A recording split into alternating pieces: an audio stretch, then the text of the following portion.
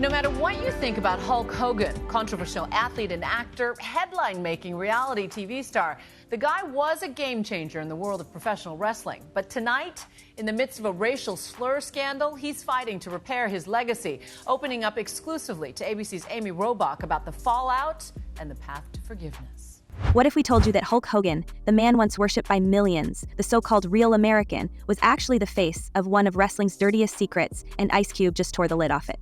That's exactly what happened when the legendary rapper turned cultural firebrand launched a blistering attack on WWE, accusing them of orchestrating a long-running racial whitewash campaign to protect their prized icon from the consequences of his own words and actions. We're not talking about a simple PR move here. Cube's going full scorched earth, claiming that WWE didn't just forgive Hogan's racism, they marketed it. And when you follow the money, it's hard to look away. But a lot of people need to realize that you inherit things from your environment. And where I grew up was South Tampa, Port Tampa, and it was a really rough neighborhood, very low income. And all my friends, we greeted each other saying that word. We teased each other with that word. The word was just thrown around like it was nothing. Ice Cube didn't just drop a comment. He threw down a cultural Molotov cocktail. They turned racism into revenue, he said during a recent appearance, his voice full of disdain. And we're not here to politely nod and move on. He's talking about WWE's 2015 redemption arc when the company quietly reinducted Hogan into its Hall of Fame after wiping his name from their website following the release of a shocking tape where the wrestler repeatedly used the N-word. Back then, WWE distanced themselves fast, but not for long. Within a few short years, Hogan was back on camera, headlining tribute segments, selling merchandise, and grinning ear to ear as though nothing had ever happened. The same man who once said, I'd rather, if she was gonna I'd rather have her marry an 8-foot-tall worth $100 million, was now being celebrated again as an all-American legend. And here's the twist that Cube is daring us to look at. What if Hogan's public fall wasn't a stumble, but a strategy? What if WWE used the scandal itself as fuel, tapping into outrage, profiting from both the backlash and the buzz? That's the center of the bomb Ice Cube just lobbed. According to multiple sources close to the matter, there were internal memos in WWE's front office mapping out exactly how to reintegrate Hogan slowly, starting with a quiet return behind the scenes, then escalating to a triumphant on-screen V-debut, timed, of course, around key merchandise pushes and PBV events. This wasn't damage control, this was design. And if that's true, then the question becomes, how deep does it go? I was at the lowest point of my life. My personal life was destroyed. I was very mad at my daughter. I was upset over a situation that happened between her and her boyfriend, and I had no idea I was being taped. I was to the point where I wanted to myself. I sat. According to one former WWE road agent, speaking anonymously for fear of retaliation, there were people in that company who knew what Hogan was like. He'd been saying that kind of stuff for years. It just didn't make headlines until that tape dropped. And when it did, instead of cutting him loose for good, they circled the wagons. That's not just a scandal, that's systemic. And now, there's a fresh, explosive twist. A document has surfaced, allegedly handwritten by Hogan himself back in the late 90s, outlining what appears to be a proposed talent hierarchy that relegated black wrestlers to comedic roles and low-card feuds, while reserving the title runs and major storylines for white stars. The document hasn't been authenticated yet, but its very existence has sent shockwaves through the industry. 3 veterans we spoke to independently confirmed seeing a version of this hierarchy floated backstage during Hogan's heyday. If true, this would not just be evidence of personal bias. It would suggest an intentional blueprint for holding back black talent across multiple decades. And it's not just former stars coming forward. Current wrestlers, still active under WWE contracts, are reportedly furious but afraid to speak out publicly. One source told us they've seen what happens when people push back. Your push disappears, your merch vanishes. You're off TV, it's not official retaliation, but everybody knows the game. That same source claims one top-tier talent was recently advised by a senior producer to cool it with the tweets about race if he wanted to stay in the main event scene. I'm ready to wind down. Phase 1 of Hulk Hogan winding down. And the reason is family, a 1-year-old son, a 3-year-old daughter, and a wife that's put up with all this craziness for so long. I don't think a lot of people know about your family. Is your wife a little person? Is she tall? Is she big? Is she... How do I say the right thing and get away with this? No, she's built very well.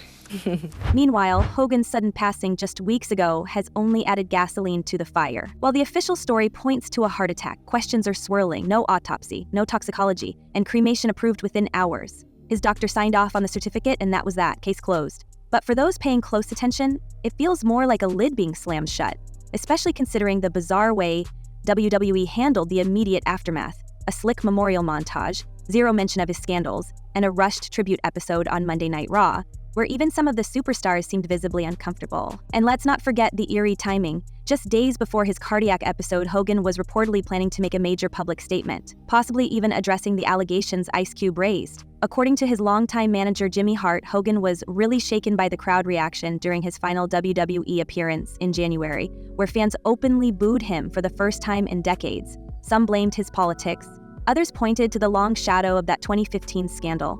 But those closest to him say he took it personally. That devastated him, Hart admitted. It sure did. Well, let's switch gears just a bit and talk about another celebrity, Hulk Hogan, who suddenly passed away from a sudden heart attack last week. He was 71. Today, flags are flying at half-staff in the state of Florida in his honor. That's right. The pro wrestling star dealt with plenty of health issues late in life. On a podcast in 2024, he claimed to have had 25 surgeries in the last... So what if, in those final days, Hogan was finally ready to speak truth, or at least his version of it? And what if someone didn't want that to happen? We're not saying foul play, we're just saying strange coincidences have a habit of piling up when big reputations and bigger bank accounts are on the line, especially in a business that's built on scripting narratives and burying what doesn't fit. And here's where things get darker. Two former assistants allege that Hogan maintained a private collection of journals, detailed entries from his WWF and WCW years, notebooks full of observations, meeting notes, and candid opinions about fellow talent.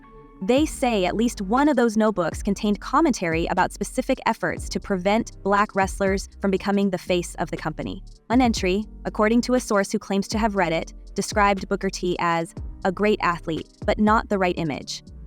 That same assistant says WWE cleaned out Hogan's estate within 48 hours of his passing, retrieving sensitive material before his own family could inventory the belongings. Come up. But so we were told that Brooke's focus was always protecting her dad. She never wanted personal gain. She's obviously deeply saddened about her father's death and feels hurt he didn't fully trust her in the end. They had some issues in the end. And we haven't even touched the family drama. Hogan's daughter Brooke, estranged for years, didn't attend his final wedding, wasn't invited to his televised tribute, and according to her husband, was shut out of the estate. Yet reports suggest she's still set to receive a tiny payout from a private insurance trust. Not from Hogan's will, not from his empire, from an old policy, likely established decades ago, and she's using it, she says, to fund her kids' college. A quiet ending to a loud legacy and a reminder of just how fractured the Hogan family image always was.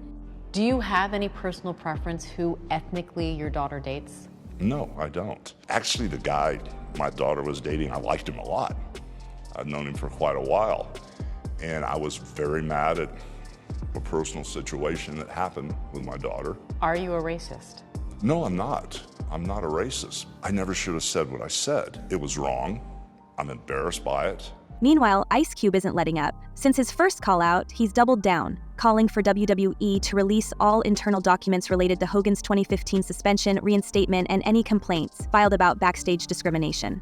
WWE, for their part, has stayed radio silent. No press conferences, no clarifications, just a glossy tribute reel and a vague thoughts and prayers statement. But as more voices join the chorus, from former stars to industry journalists to the fans themselves, it's getting harder for them to ignore the growing roar. Yep, and his legacy is so large, you don't think it will be diminished to just his steroid use, but I think we have to kind of at least ask, or I want to ask you, would that play a role? Very much so. It is known to increase risk of heart attacks and strokes, known to increase blood pressure, known to cause activation of the sympathetic nervous system, in addition to a whole host of other effects. So certainly didn't help here. Heart disease is the most common thing that's going to happen to us as we get older, but you layer on top of it steroid use. Because the truth is, this isn't just about one man's ugly past, it's about a culture, a code of silence, a billion-dollar industry built on body slams, pyrotechnics, and, if Ice Cube is right, selective memory. We know how the show works. Faces get pushed, heels get heat, and behind the curtain, the real scripts get written. But sometimes, the mask slips. And when it does, it's not always a word, no autopsy, a rushed cremation, and a demise certificate signed off by a private care physician without a single independent examination. If that doesn't raise eyebrows, we're not sure what will. Hogan's cause of demise was ruled a natural heart attack, acute myocardial infarction to be exact. But for someone with his level of fame, scrutiny, and controversy, the sheer speed of his cremation approval has left even seasoned insiders whispering about something far more calculated, especially considering what surfaced just days before: a scheduled meeting between Hogan and a former WWE executive turned whistleblower that, according to two sources close to the situation, never happened. The reason? Hogan was reportedly too weak to travel. And yet, just a week earlier, he was on social media, flexing and smiling. So what really changed? But for me, who cares, what the press says or what people think, as long as you're being the best person you can. But my priorities, have changed so much because these kids are the most important thing in my life now. We've confirmed with a member of Hogan's own extended circle that the cremation was approved within 36 hours before some family members were even notified of his passing. A document was filed in Pinellas County, fast-tracked with what one local official called unusual efficiency. It bypassed the usual delay most estates of this size face. And remember, this is a man who left behind decades of litigation, multiple ex-wives, and an estate estimated in the high 8 figures. So why the rush? Why the silence? And why has the WWE, a company built on dramatic showdowns, gone eerily quiet? You just learned that Hulk Hogan passed away. I mean, when you heard the news, what was your first thought? Well, it was almost shock because he was one of those guys who was larger than life. You just assumed, and he didn't appear to age. So you never thought that the last time you saw Hulk Hogan would be the final time you saw Hulk Hogan. Some believe the answer lies in what Hogan might have been ready to admit on camera. According to a source who worked with him in the early 2000s, Hogan had been compiling stories for a potential second autobiography, one that wasn't going to be corporate friendly. That source claims he had chapters detailing backroom politics, private racism among top brass, and direct accounts of talent being blacklisted for not fitting the image. And while that project was never announced, at least 2 industry figures said they'd been approached to contribute testimonials anonymously. Did you have any inkling at all that this incredible fame would happen? Did you sort of have an instinct? Well, I had an instinct, but I had no idea how far it was going to go. And if anybody had the perfect life and perfect career, it's mine, because I've had to work so hard to get to this point. This just didn't happen overnight. But for those who lived through it, the real damage wasn't done in headlines. It was done in dim locker rooms and manipulated contracts. Take Ahmed Johnson, the first Black Intercontinental Champion, who was poised to become a breakout star in the mid-90s. According to 3 former agents, Johnson's rise abruptly stalled after a private meeting with Hogan, who was then in WCW. One insider claims Johnson's merchandise was pulled from shelves weeks after that meeting with no explanation. Johnson himself later said, "There were people who didn't want to see me on top. Hogan was one of them." Then there's Shelton Benjamin, a wrestler with Olympic-level talent and unmatched agility. Benjamin was once quietly floated as a future WWE champion, but his momentum fizzled, and creative didn't know what to do with him, or so they said. Former road producer Danny M. says Benjamin was repeatedly denied mic time on the grounds that he lacked charisma, despite rave fan reactions and viral clips. That same producer alleges that a well-known Hall of Famer, whose name rhymes with bulk slogan, was caught mocking Benjamin behind closed doors, saying he just doesn't look like the face of this company. That was real in his heart, which is why it seemed so effortless. But he was great at it. He made a lot of people happy, above and beyond what he did in the ring and for wrestling in general. He was great to those children. We also can't forget Kofi Kingston. While he finally won the WWE Championship in 2019, a historic moment that took over a decade to reach, insiders say he was actively blocked from a title run back in 2010. One creative team member, no longer with the company, described a pitch session where Hogan's name was brought up in opposition to Kingston's push. "He doesn't draw," Hogan allegedly said. But the numbers told a different story. Kofi was pulling merchandise and social engagement numbers that rivaled top stars. The push didn't happen, not until nearly a decade later, when fan demand forced WWE's hand. By then, the damage was done. So how many careers were cut short? How many voices were silenced? And how many decisions were made not based on talent, but on skin tone? Now let's bring this full circle. Ice Cube didn't just call out Hogan. He's taking aim at the entire institution. "This isn't about cancel culture," he said. "It's about corporate accountability."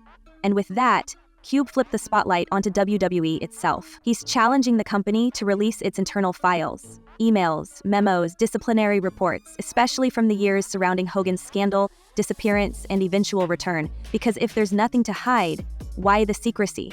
Well, I've never looked at it that way, but I've always thought that, I'm just a normal type, lovable guy. I mean, I don't even mean that. I mean, I've got feelings and emotions that most people, unless you know me. And maybe that's the scariest part.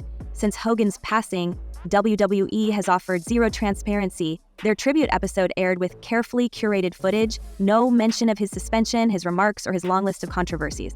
Even the fan footage that caught chants of protest during the taping was swiftly taken down by DMCA claims, prompting speculation that the company is actively scrubbing dissent. One source close to production says several superstars were instructed to keep things positive and focus on legacy, not drama. But that silence has only sparked more questions.